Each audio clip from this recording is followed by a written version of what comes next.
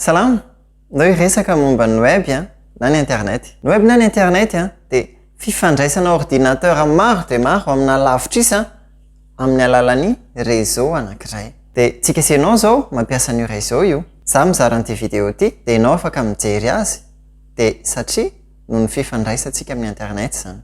Tsy voatanisa ny fahafahana mampiasa ny internet sy ny karazany zavatra azo atao aminy. Andao ary resahantsika sy fantaritsika hoe ahoana ny fiasany. Misy fomba be dia be ahafahana mampiasa ny internet.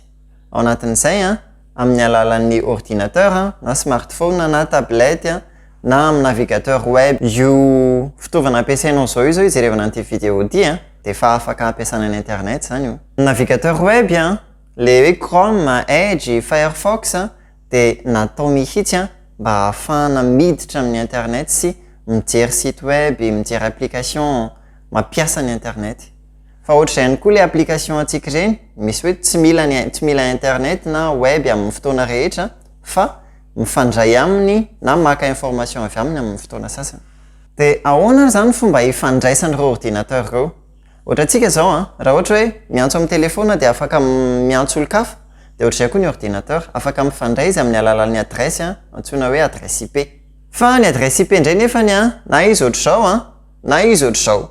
Zany hoe sarotra zany mamantatra na mamaky azy akory na mitadidy azy. Dia noho izany nampitsika URL zavatra azontsika vakina, tadidiana, fantarina tsara dia avy eo iny URL iny mivadika amin'ny lasa adresse IP. Dia io adresse IP io avy eo manondro makany amin'ilay ordinateur andray an'ilay zavatra tadiavintsika.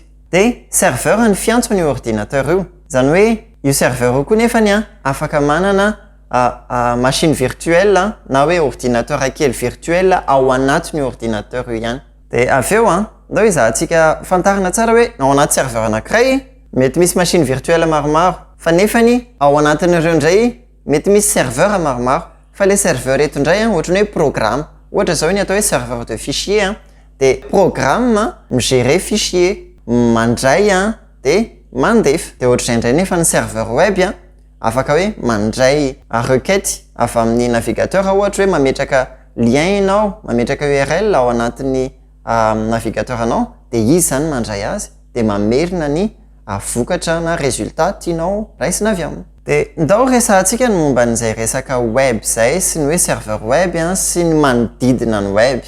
Dia anankiroa ny zavatra ho resahantsika manokana. Dia ny anankiray ny front-end izay zavatra hitanao sy ahafahanao mifandray amin'le site web rehetra. Raha ohatra ka tomobile izy dia tena izay mihitsy hoe izay zavatra hitanao ohatra hoe volant, vitesse, frein sy afaka etsehanao.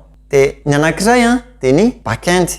Ny back-end indray dia izay zavatra tsy hitanao fa nefany manao zavatra any anaty serveur any anatin'le ordinateur ifandraisan'le telefonanao zany na le application ampiasainao. Dia raha ohatra hoe raisika iny le tomobile teo io partie io zany le moteur na zay zavatra manao asany en fonction an'le zavatra ataotsika. Ohatra hoe mampiditra vitesse sika dia mizatra mitranga dia misy fiovana mitranga fa tsy hitatsika ilay izy dia tsy voatery hoe fantatritsika koa fa mandray an'le vokatra tiatsika ho raisintsika. Dia mbola hiresaka lavabe tsika momba ny web. Noho izany arao ny page misy roy YouTube ihany koa ahafahanao manaraka playlist raha ohatra hoe izay no mety aminao kokoa. Zany hoe ny ao anatin'ny web manontolo zany dia vita avy amin'ny code daholo na le front-end ny resahantsika teo na ny back-end.